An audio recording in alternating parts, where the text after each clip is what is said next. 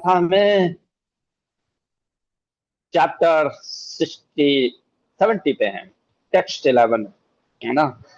तो हम लोग बहुत ही महत्वपूर्ण प्रसंग पे हैं। दुर्योधन ने ऐसा पासा फेंका है। देखो, हर समय दुष्ट व्यक्ति जरूरी नहीं कि वो ब्रूटल हो। ब्रूटल मतलब समझ रहे हो? ऐसा नहीं कि बहुत थप्पड़ मार रहा है, गरज रहा है, बरस रहा है ना। जरूरी नहीं। मैनिपुलेटर, या कह लीजिए बड़ी चालाकी से चीजों को प्रेजेंट करना, फंसा देना। अब अच्छे सीधे लोग बेचारे, सब क्या होता है, खास करके भक्त लोग तो भजन वजन में रहते भाई, सब दुनियादारी में अब फंसा देते बाहर के लोग। पर खास करके महाभारत का प्रसंग जो है ना, मैं तो कहूंगा कि हर गृहस्थों को जरूर पढ़ना। क्योंकि आपको दुनियादारी से डील करना है। हमारा ब्रह्मचारी का क्या, छोला उठाया चल दो भाग जाओ यहाँ से। ज्यादा दुनियादारी का लग रहा है प्रॉब्लम, निकले भैया अपना पेड़ के नीचे बस, है ना, या बैठ गए। और आजकल हर जगह, मतलब मंदिरों में भी कभी कभी पॉलिटिक्स होने लगता है, तो ब्रह्मचारी कहता है यार कहाँ जाऊं। तो हमको बचना चाहिए। हाँ? ऐसे दुर्योधन जैसे लोग आज भी हैं। ऐसा मत सोचो कि महाभारत के समय थे। आज तो हर घर में, है ना, एक बचपन में भजन पढ़ सुनता था। हर घर में रावण बैठा तो इतने राम कहाँ से लाऊं, है ना। तो हर घर में शकुनी दुर्योधन कर्ण, और सबसे बड़ा तो कर्ण है। दुर्योधन शकुनी को तो पहचान भी लोगे, कर्ण को ओ हो। आप लोग का तो फेवरेट कैरेक्टर है। मेरे को तो लगता है कुछ लोग को गुस्सा भी आता होगा, प्रभु जी को कर्ण से इतनी नफरत क्यों है यार, उसको छोड़ दो। है ना यार, इतना सीधा साधा बच्चा तो सीधा नहीं है। उसको तब तक नहीं छोड़ूंगा जब तक महाभारत में पढ़ाता रह रहा हूँ। उसका छूटेगा तब, जब वो 70वें दिन मरता है ना, 70वें दिन मरेगा तब। उसकी वजह से भक्तों का भी दिमाग खराब है ना। भक्त कहते, अरे यार कृष्णा को तो ऐसे नहीं करना चाहिए था। हाँ, कृष्णा को आप बताओगे क्या नहीं करना चाहिए था। देखो आज आपके चहेते कर्ण क्या बोलते हैं। पहले तो हम भीमसेन का देखते हैं, चलेगा। ऐसा मेरा कोई जाति दुश्मनी नहीं है भाई। ऐसा मत, ऐसा ना हो कि सूर्यदेव का अच्छा बेटा अगली बार तेरे ही कोई मैं कर्ण बनाता हूँ। नहीं, जस्ट फॉर द, मेरे को। हरे कृष्णा, किसी का आवाज आ रहा है। हाँ, मतलब ऐसा मेरा कोई कर्ण से नफरत नहीं है, लेकिन मेरे को गुस्सा इसलिए आता है ना, कर्ण को लेकर के ना लोग कृष्ण पे प्रश्न उठा देते हैं, है ना। भगवान के प्रति प्रश्न उठा देते हैं। अरे भगवान है भाई, वो जो भी करते हैं उनको पता है, एक्सपर्ट है। ओके, महाभारत तात्पर्य निर्णय कहाँ पे? यस। तो हम लोग कहाँ पे थे? हम लोग दुर्योधन के प्रसंग पे थे, यस, है ना। और कैसे बोल रहा है ना, कि युधिष्ठिर दुखे तो अस्तवे को, तुम्हारे दुख का कारण द्रौपदी युधिष्ठिर है। कौन है? युधिष्ठिर है। ऐसे और सब लोग प्रशंसा करने लग गए थे। हमने देखा ना किस प्रकार से सभी लोग कहने लग गए कि हाँ हाँ हाँ हाँ हाँ, ये दुर्योधन सही बोल रहा है। सब लोग देख रहा है, क्योंकि दुर्योधन ने क्या चाल चल दिया। द्रौपदी, मैं तेरे को अभी दास से मुक्त कर दूंगा, चल, है ना। मैं भी नहीं चाहता तू इतना कष्ट सह रही है। मैं तुझे दासी से मुक्त किया। तेरे चार पति जो है ना, पांच की है ना पत्नी तू, चार बोल दे, चार में से कोई एक बोल दे। चारों भी ना बोले, एक कोई बोल दे कि भीम, नकुल, सहदेव, अर्जुन, कोई भी कह दे कि युधिष्ठिर भैया ने गलत किया है, मैं अभी का अभी दास से तेरे को मुक्त कर दूं। क्या फंसा दिया, आपस में ही लड़ा दिया। अब क्या करते हैं? अब आप कहते हैं कि पांचों भाइयों को खड़े होकर के चारों में से किसी को बोल देना चाहिए, भैया आपने गलत किया है, दासी हो नहीं सकती। यानी युधिष्ठिर को छूटा।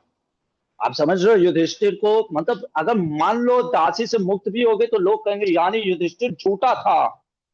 आप समझ रहे हो? अपने ही लोगों में मतलब ये लड़ा दो, हटा दो। यही तो डिवाइड एंड पॉलिसी करते हैं ना, डिवाइड, रूल एंड पॉलिसी।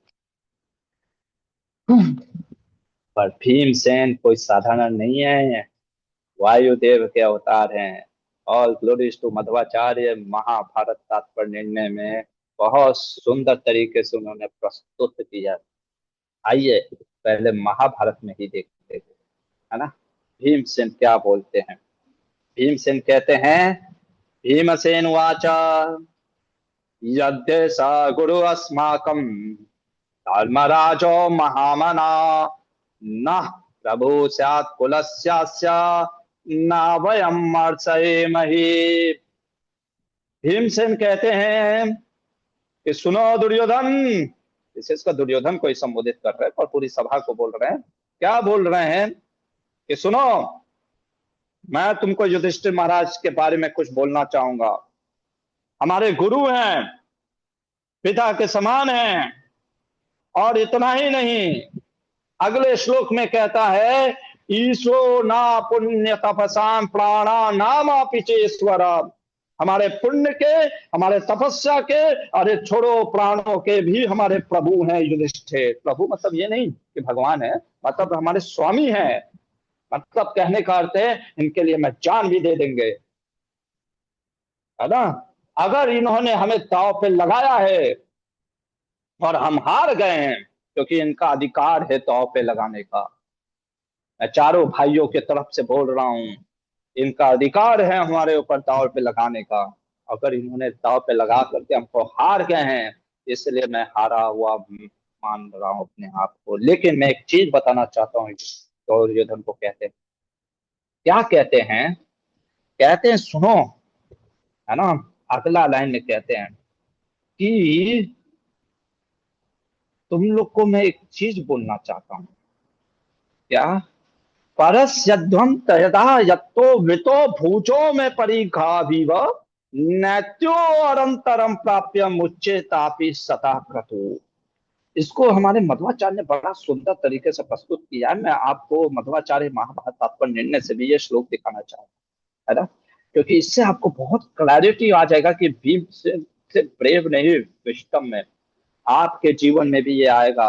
आपके अपनों के बीच में लोग मतभेद डालेंगे, तोड़ेंगे, और आपको भी सतर्क रहना है और कैसे अपनी बुद्धि का प्रयोग करना है, ये सीखिए पवन पुत्र। हाँ, वैसे बोल सकते हैं पवन पुत्र हनुमान या पवन देव के अंश अवतार भीमसेन। इति उक्ता उचे पवम आन, अरे वाह, है ना, कुछ लिख रहे थे। पवमान सूनु पूज्यो अस्माकं धर्मज्यो असंशयेन पुरुषाहम वो खिलाना यतो ही पला ज्येष्ठम छत्र। ये वर्ड बहुत इंपॉर्टेंट, यतो ही पला ज्येष्ठम। कह रहे हैं दुर्योधन, धर्मराज सिर्फ हमारे गुरु या कह लो कि हमारे लिए रिस्पेक्टेबल नहीं है, तुम सभी के लिए रिस्पेक्टेबल है। सभी लोग उनका सम्मान करो। अच्छा भाई, क्यों क्यों उनका सम्मान करे? सिर्फ उम्र में बड़े हैं इसलिए? है, यहाँ पे तो भीमसेन भीष्म देव भी बैठे हैं।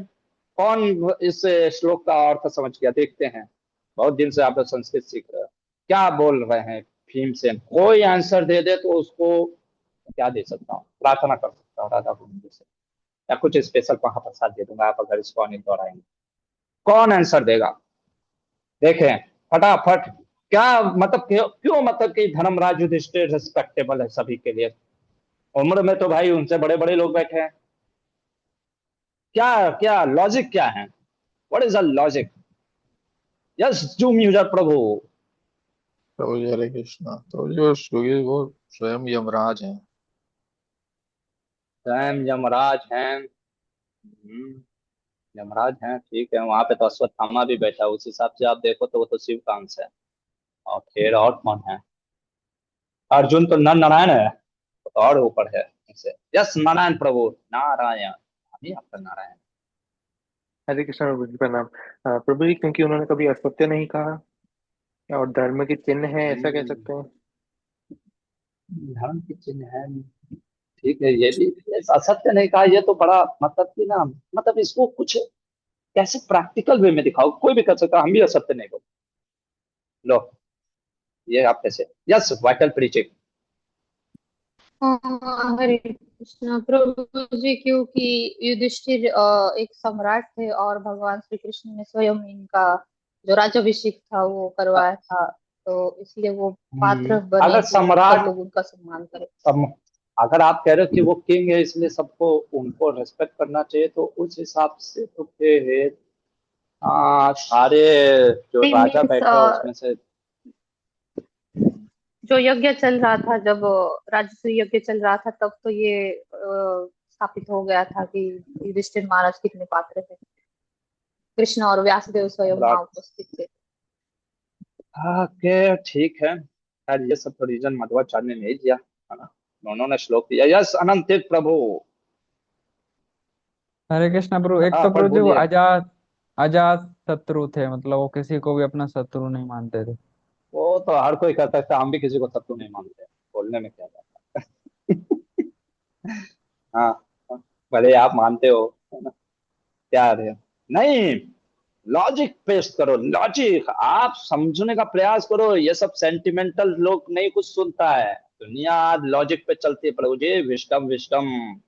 आंसर क्या है देखो, क्या मध्वाचार्य लिख रहे हैं, कह रहे हैं यतो ही बल ज्येष्ठम। बल ज्येष्ठम मतलब, अब मैंने आपको एक बार याद है बताया था ब्राह्मणों में किसको श्रेष्ठ माना जाता है, कैसे श्रेष्ठ मानते हैं, कोई बताओ। किसको आप ज्यादा श्रेष्ठ मानते हैं ब्राह्मणों में, कैसे कैटेगरी देखा जाता है, कौन श्रेष्ठ है? दशरथ को आंकड़ा दो। रोज उसके ज्ञान के आधार पर। हाँ वेरी गुड, ज्ञान में। और क्षत्रियों में? हाँ? प्रभु जी बल बल बल बल बल। बल प्रभु जी। बल से। हाँ यस वही चीज बोल रहा है। क्या दूर बोल रहा है तुम दुर्योधन, मैं तेरे से बल में श्रेष्ठ हूं। और क्षत्रियों में, क्योंकि सभी राजा बैठे हैं, सभी क्षत्रिय बैठे हैं मोस्टली, तो क्षत्रियों में बल को श्रेष्ठ माना जाता है ना। वो समय का कल्चर था कि अगर आप क्षत्रिय हैं, जो बलवान है, आज भी लोग ना, कल भी हमने देखा था भीष्मसेन ने कहा था जो बलवान है लोग उसी की बात सुनते हैं, तो बल में मैं तुमसे श्रेष्ठ हूँ। और चूंकि बल में मैं सबसे श्रेष्ठ हूँ, तुमसे ही नहीं पूरी सभा में सबसे श्रेष्ठ हूँ। अब आपको कि ये देखो अहंकार की बात नहीं, देखो कभी कभी चीजें लगेगा अहंकार है, पर कभी कभी रक्षा करने के लिए आपको ये चीजें बोलना पड़ता है ना। मैं श्रेष्ठ हूँ, आप पकड़ना बात को, मैं श्रेष्ठ हूँ, ठीक है। और चूंकि धर्मराज युधिष्ठिर का मैं सम्मान करता हूं, आप देख रहे हो, धर्मराज युधिष्ठिर का सम्मान, युधिष्ठिर महाराज का सम्मान मैं कर रहा हूं। कैसे युधिष्ठिर महाराज रेस्पेक्टेबल है सबके? अच्छा ये क्यों प्रूव किया जा रहा है रेस्पेक्टेबल है, वो मैं बताऊंगा। ये respectable to all of you. कैसे, उसका लॉजिक दे रहा है। भीम कह रहा है कि क्षत्रियों में स्ट्रेंथ को, पावर को देखा जाता है जिससे कि आप उसको रेस्पेक्ट करते हो। भीम कह रहा है कि तुम सभी में नंबर 1 पे मैं हूं स्ट्रेंथ में, ठीक है। और भीम कह रहा है आई रेस्पेक्ट, क्योंकि मेरे से बड़े हैं कौन, मेरे युधिष्ठिर महाराज भैया, मैं उनका रिस्पेक्ट करता हूँ। यानी और बाकी का रिस्पेक्ट आप नहीं करते हो। अभी बात समझने का प्रयास करना, ये नहीं कहना कि ओ भीष्म देव का क्यों रिस्पेक्ट नहीं करते हैं क्या, है ना, नहीं करते हैं, पर अभी मैं बड़े भैया का ज्यादा रिस्पेक्ट करता हूँ। इसीलिए बोला ना ये मेरे प्राणों के समान है, गुरु है, इनका मैं प्राण भी दे दूंगा इनके लिए, है ना। तो उस कारण से युधिष्ठिर महाराज सभी का रेस्पेक्टफुल है। ये प्रश्न क्यों उठा रहा है, क्यों सबको, क्योंकि आप समझने का प्रयास करो, लोग युधिष्ठिर पे प्रश्न उठाने लगते हैं, उनको नीच भावना से देखने लगते हैं, डिसरेस्पेक्टफुल देखने लगते हैं। तो इसलिए पहले कह रहा है कि तुम सभी सम्मान करना सीखो युधिष्ठिर महाराज का, उससे प्रश्न करने का अधिकारी तुम नहीं हो। कभी कभी हम भी बोल देते हैं ना, देखो आप गुरु भगवान से प्रश्न कर सकते हो पर उन पर थोप नहीं सकते, आपको उत्तर देना पड़ेगा। जैसे कई बार लोग बोलते हैं कृष्ण देरी से क्यों आए प्रभु जी, अरे हम कृष्ण के दास हैं, कृष्ण हमारे दास नहीं है कि कृष्णा जैसे ये नहीं कि बॉस के जैसे लेट क्यों आए, उनकी इच्छा आए या ना आए, है ना, उनकी मर्जी। और मैंने तो बताया भी वो क्यों आए लेट, है ना, वो सब मैंने आपको पास्ट टाइम पूरा चीजें बता चुका है ना। जिनको जानना है वो पहले एक बार द्रौपदी का पूर्व जो पूरी कहानी है, पांचों पुत्र जो है, सची, श्यामला, उषा, उमा और क्या भारती, ये 5 देवियां है ना द्रौपदी के शरीर में। तो वो हमको समझना पड़ेगा पहले। और याद है ब्रह्मा जी ने एक श्राप दिया था कि तुमको पर पुरुष से स्पर्श करना पड़ेगा, तो हो सकता है ये कानून भी है। खैर हम उस पर नहीं जा रहे वापस, हम यहाँ पे ये कह रहे हैं कि युधिष्ठिर महाराज को यहाँ पे रेस्पेक्टेबल घोषित करा भीमसेन ने। और अब कोई कहेगा, मान लो किसी ने कहा, अब ये बोलने को तो कोई भी बोल सकता है, अच्छा तू सबसे बड़ा स्ट्रेंथ है, तो भीमसेन कहता है सुनो, है ना, इसीलिए सिर्फ बोल नहीं रहा है, कह रहा है मुझे तापी शतक्रतु, इस समय अगर इंद्र भी आएंगे, शतक्रतु इंद्र का नाम है ना, क्योंकि उन्होंने 100 क्या किया था, यज्ञ किया था, इसलिए उनका नाम शतक्रतु। अगर इंद्र देव भी इस समय बीच में आएंगे तुम लोग को मेरे भुजाओं में, कह रहा है ना मेरी मोटी मोटी गोलाकार बाइसेप्स देखो, दुर्योधन को कह रहा देख, है ना, तेरे को अगर लग रहा है कि, है ना, मेरा नहीं है, वो भीमसेन ने दिखाया था, है ना? आप ये मत सुनना प्रभु जी क्या है आपका तो कुछ पतले दुबले, नहीं मैं भीमसेन की बात कर रहा, तो भीमसेन कह रहा है कि अगर तेरे को लगता है क्या कि मैं वैसे ही फेंक रहा हूं तो आ जाओ, अभी के अभी आ जाओ, सब के सब आ जाओ, चैलेंज, ओपन चैलेंज है, कोई भी उठ करके आ जाओ अभी कभी। और ये समय अगर इंद्र देव भी आएंगे ना, देवताओं के राजा है, यानी कह रहे राजा देवराज इंद्र भी आएंगे तो जीवित नहीं बच सकते, ये कभी कभी बोलना पड़ता है। और इसको यहाँ पे मध्वाचार्य ने कहा है, क्या सुंदर तरीके से ओ हो है ना प्रस्तुत किया, क्या इसने भीमसेन ने क्या बोलता है, बला ज्येष्ठ है यदि वह संशय, कह रहे किसी को संशय है मेरे स्ट्रेंथ पे कम, है ना, ये स्ट्रेंथ कर रहा है भीमास का माइटी पावर, साथ ही साथ भीमसेन की ये चालाकी भी है।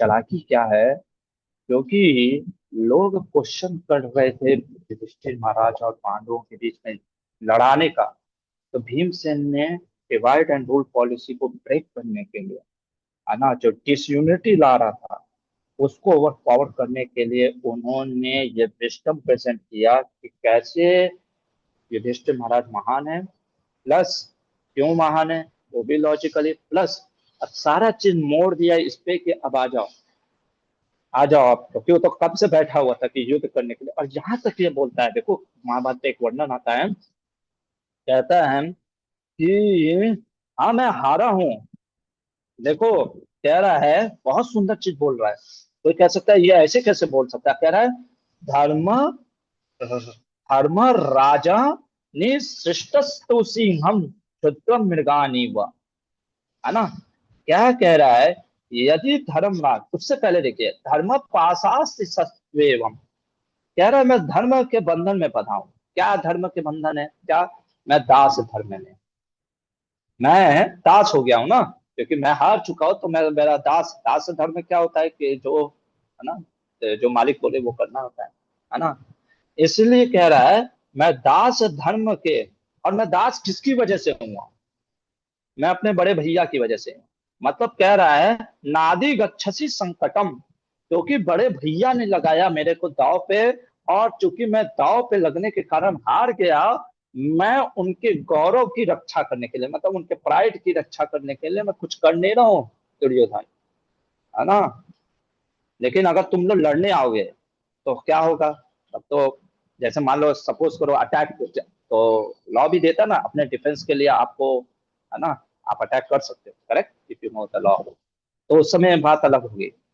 लेकिन अगर मान लो अगला लाइन कह रहा है भैया ने मेरे को बोल दिया, आदेश दे दे, मैं इनका दास हूं, इन्होंने मेरे को दाव पे लगाया है, मैं इनका भी दास हूं, ये मुझे बस आज्ञा दे दे।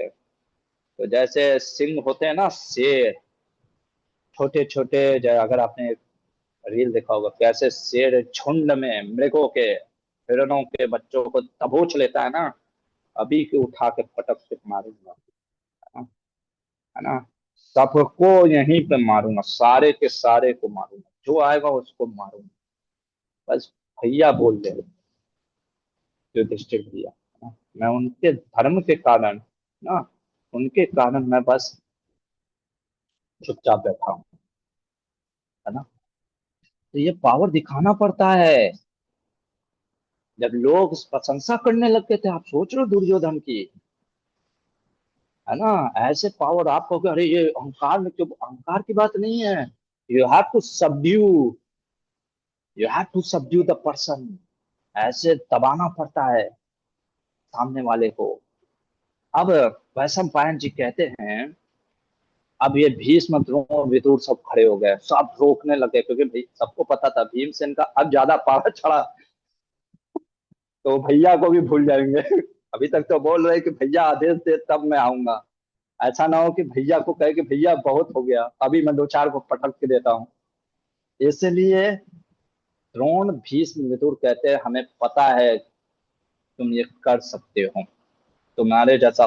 मतलब कि कहने का अर्थ ये है कि भीमसेन के वचनों को जो है प्रमाणित कर रहे हैं भीमसेन, द्रोण, विदुर। कोई साधारण नहीं, भीष्मसेन, भीमसेन के नाम भीष्म, है ना, जो कि द्रोण परशुराम के शिष्य हैं।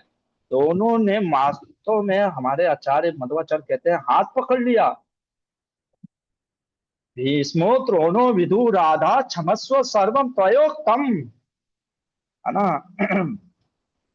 दोनों हाथ मानो पकड़ लिया हो भीमसेन का कि मत जाओ मत जाओ, है ना, जैसे होता है रिक्वेस्ट करने लगे, बैठ जाओ क्षमा कर दो, शांति शांति शांति, हमें पता है। और देखो भीम की महानता ये होता है ना। महानता, बड़े ने बोला शांत बैठ गया, यानी भीष्म का भी रेस्पेक्ट कर रहे हैं। ह्यूमिलिटी देखो कितनी नम्रता है ना। ह्यूमिलिटी तब अच्छा लगता है ना जब आपके पास पावर भी हो फिर भी आप शांत बैठ जाए, कहते हैं, ठीक है आप लोग के कहने पे मैं शांत बैठ रहा हूँ। ये होता है क्वालिटी विनयता। हमको बड़ों को ट्रांसग्रेस नहीं करना चाहिए। ये सब बहुत फाइनल डिटेल है। अब बड़ों से ऐसे उल्टा उल्टा जवाब देना, तू तड़ाका जवाब दो, है ना, ऐसे वो बोलना, ये सब अपराध में आता है अगर वैष्णव है तो। और नहीं तो बड़ों का अपमान करना, ये सब छोटे छोटे आप लोग आजकल कौन सम्मान करता है, तो इसीलिए तो हम भोग रहे हैं। यार ये महाभारत है, इसमें तो सूक्ष्म से सूक्ष्म धर्म की चर्चा होगी ना। शांत बैठ गए, है ना, कहते हैं कि गृहीत वैनम, शांत बैठ गए, है ना, छोड़ दो। और फिर अब देखो, पर होता क्या है, हर एंगल से देखो। अब हमारे आचार्य कहते हैं जब भीमसेन साथ बैठ गया ना, किसके कहने पे साथ बैठा, भीष्म, द्रोण और कृपाचार्य, मतलब ये विदुर जी के। तो दुष्ट लोगों की एक प्रॉब्लम क्या है ना, ये जीवन में आप याद रखिएगा, नेचर ऑफ इविल पीपल। दुष्टों का नेचर कैसा होता है ना, वो instead of realising the greatness, है ना, एविल लोग का क्या होता है, उनकी सोच कहाँ जाती है, देखो वो सामने वाला बैठ गया यानी ये इसके कहने पे कुछ करेगा, भीष्म द्रोण हमारी रक्षा कर। तो ये क्या होता है ना, कभी कभी हेल्प करता है ना। अच्छे लोगों के शांत होने से दुष्टों के अंदर बढ़ावा बढ़ जाता है। अब ये मिसयूज करते हैं और फिर इसका देखो पतन और होगा, है ना, ये पतन और होगा। अच्छा, एक और कारण हमारे आचार्य कहते हैं मध्वाचार्य, सिर्फ वही कारण नहीं था, है ना, सिर्फ इतना ही कारण नहीं था, निर्वारितो धर्म जेना, है ना, इसमें बोलते हैं अगले दो श्लोकों में कि सिर्फ वही कारण नहीं था कि रेस्पेक्टिंग द एल्डर्स, है ना, बल्कि एक और कारण ये है, भगवान हरि की इच्छा। भगवान हरि नहीं चाहते थे इस समय भीमसेन इन सबका वध कर दे, है ना। देखिए, नचात्य वर्तता ज्येष्ठम धर्मात्मानम युधिष्ठिरम, है ना। धर्म, भीमसेन को शांत होने का एक और कारण था, हरि चाहते थे कि इनके जैसे होता है ना, हम लोग बचपन में बोलते थे पापों का गढ़ा बढ़ जाने दो, है ना। और दुनिया को दिखाने के लिए भगवान कि देखो, दुष्टता तभी ना पता चलेगी सामने वाले को जब उसको हम देखेंगे, उसके असली नेचर तो तब पता चलता है ना, सामने वाला कैसे एक्ट बिहेव कर रहा है। अगर भगवान इसी समय मार देते हैं, मान लो भीमसेन मार देते हैं, तो फिर पता कैसे चलता, फिर बाकी सारे सब दुष्ट एक साथ कैसे आते हैं। बहुत जगह पे दुष्ट बैठे हैं ना, भगवान महाभारत के युद्ध के माध्यम से सारे जगह गुफाओं में जहां जहां पे लोग छुपे हुए हैं सबको लेकर के निकालना चाहते थे। ये एक चीज याद रखो, अपने आप को कभी भी हरि, गुरु और शास्त्रों से ज्यादा सीमित नहीं, बस इतना चीज आप समझो, है ना। आप कभी भी ऐसे मत बोलो कि भगवान ऐसे क्यों नहीं, तुमसे ज्यादा जानते हैं, हमसे ज्यादा जानते हैं भगवान क्या कर रहे हैं, है ना, उनको पूरा पता है ना? तो एकदम सर्वभूताना, ये 5.29 है ना गीता का, ये हमेशा याद रखना चाहिए, हमेशा। कृष्णा को पूरा पता, आप अपना धर्म करो और फिर भगवान पे प्रश्न मत करो, भगवान ने ऐसे क्यों नहीं किया, बड़ों से ऐसे नहीं बोलना जाता है, तुमने ऐसे क्यों नहीं किया, है ना। This we have to learn. तो युधिष्ठिर महाराज को रेस्पेक्टेबल घोषित करके कि आप इस तरीके से प्रश्न मत कर सकते, ठीक है। तो यहाँ पे भीमसेन बैठ गया। अब देखिए, दुष्ट लोग निकलेंगे बिल से बाहर। सबसे पहला दुष्ट कौन निकलेगा, चलिए बताइए, कौन निकलेगा दुष्ट। कर्ण। नंबर 1। हाँ, अरे वाह, आप ये कर्ण। सीख रहे हैं, हरी बोल। हाँ, कर्ण। अब आप कभी एकदम है ना, दुष्ट में आ गया। नंबर 1 देख लीजिए, हम नहीं बोल रहे हैं, है ना।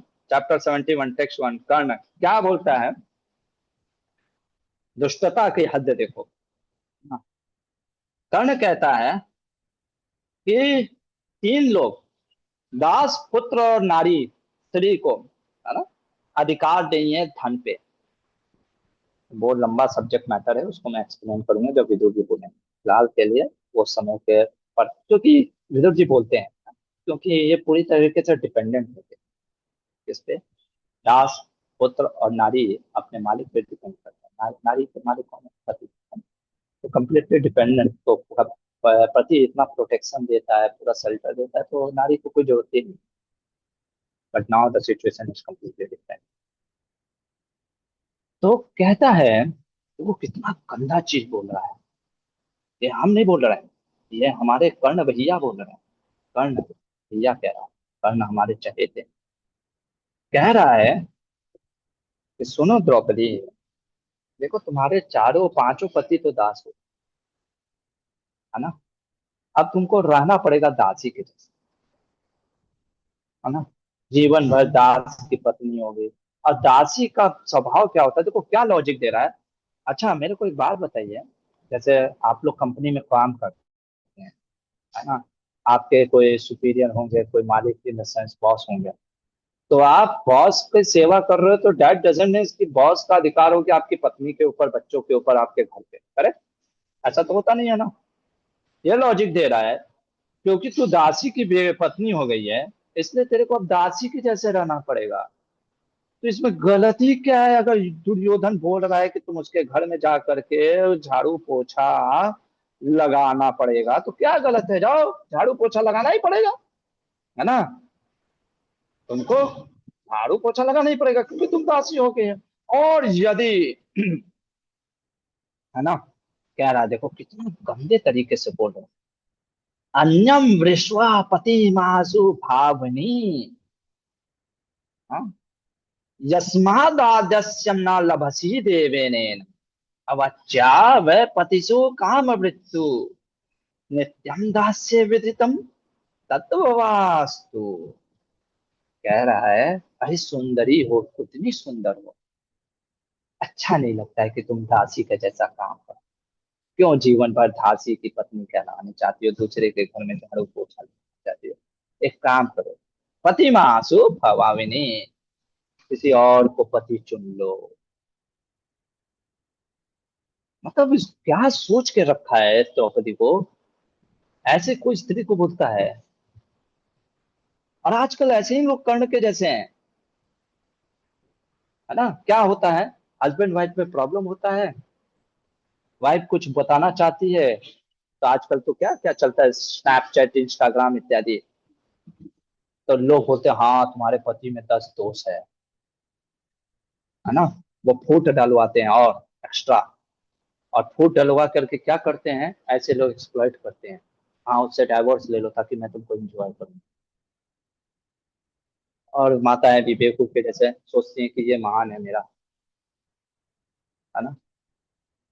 क्या बोल रहा है कि तुम पति दूसरा चुन लो ना, देखो तुमको दासी के जैसे रहना पड़ेगा, मत रहो ऐसे दासी के जैसे, बहुत गलत बात है। कोई एक पति चुन लो, पहले भी चुनी थी, आज फिर से चुन लो, है ना। अब फिर तुमको दासीपन से मुक्त होना पड़ेगा, क्योंकि तुम तो सभी के से हार चुकी हो, है ना। पराजितो नकुलो भीमसेनो, मान लो कहे कि युधिष्ठिर से दास हुए, नहीं सब दास हो गए, नकुल हार गया, भीम हार गया, युधिष्ठिर हार गया, यहाँ तक कि तुम्हारा अर्जुन भी, सहदेव अर्जुन चाह, वो भी दास बन गया, और तुम दासी हो चुके हो। ना, देखो कैसे फूट डाल रहा है, कह रहा है मुझे तो समझ ही में नहीं आ रहा है, प्रयोजनम जन्मनि किम न मन्यते। अच्छा, ऐसे पति को चुनना जो कि अब तुमको दाव पे ना लगाए, बहुत गलत बात है। युधिष्ठिर महाराज ने दाव पे लगा दिया, है ना। आप देख रहे हो, आप समझने का प्रयास करो। I don't know whether you are able to understand और नॉट, कितना डीप चीज बोल रहा है ना। बात सही बोला है, मतलब लगाया तो है युधिष्ठिर महाराज ने, लेकिन कैसे मैनिपुलेट करते हैं लोग। पर ऐसा पति चुनना कि जो अब दाव पे ना लगाए, और मुझे समझ में नहीं आ रहा है युधिष्ठिर महाराज ने मतलब कि दाव पे तुमको लगा करके, मतलब पावरू सब क्या उनके पास पुरुषार्थ नहीं था क्या? मतलब कहने का अर्थ है जुआ से, जैसे कहते हैं ना कुछ लोग, जैसे मूवी में कहते हैं ना, अरे पत्नी के पैसे पे जी रहा है, तो खुद का इतना दम नहीं था कि, आई डोंट नो, पता नहीं क्यों तुमको दाव पे लगा दिया। हाँ, तुमको दाव पे लगा करके तुम्हारे दाम पे वो जीतना चाहते थे क्या? मतलब कैसा पति है। और वो कृष्णा है, तो कृष्णा, अरे है ना, वो भगवान की सती है। मैं सोच रहा था अगर द्रौपदी की जगह कोई और होती ना, निश्चित भटक जाती, निश्चित 10 चित। वो तो इतना, मतलब कि आप सोचो, है ना, भगवान न करे द्रौपदी के जैसा किसी माता के साथ ऐसा, वो तो एकदम भ्रमित हो जाएगी। ऐसे कर्ण जैसे लोग, है ना। अब वैशम पायन जी कहते हैं, जब इस प्रकार से, है ना, कर्ण की यह बात सुनकर भीमसेन के अंदर मानो बहुत जोर से दम, जैसे होता ना, गुस्सा आ रहा था ना, सांसें फूल रही थी, है ना। वो बस धर्म के, बस वो युधिष्ठिर भाई को देख रहे थे कि आप बस आदेश दीजिए, मेरे को कोई परवाह नहीं है ना, आप बस आदेश दीजिए, मैं आपके आदेश में बंधा हूँ, है ना। उसलिए एकदम, है ना, शांत बैठे हुए थे, कुछ कर नहीं पा रहे थे। पर यहाँ पे एक चीज हो गया। क्या हुआ वो अब हम कल देखेंगे। अब वही चीज है ना, विनाश काले विपरीत बुद्धि, मौत आया है चिंता कौरवों का। भगवान चाहते थे काल पुरुष के रूप में आप प्रतीत हो गए।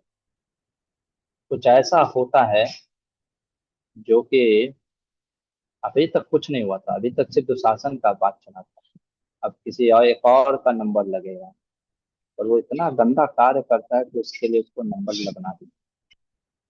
तो क्या होता है? अरे, अरे लाल किसी का कोई प्रश्न? कहाँ तक हमने पढ़ लिया? आज 17 कोई क्वेश्चन या कोई कमेंट? नहीं तो रुक जा फिर कल देखते हैं, है ना।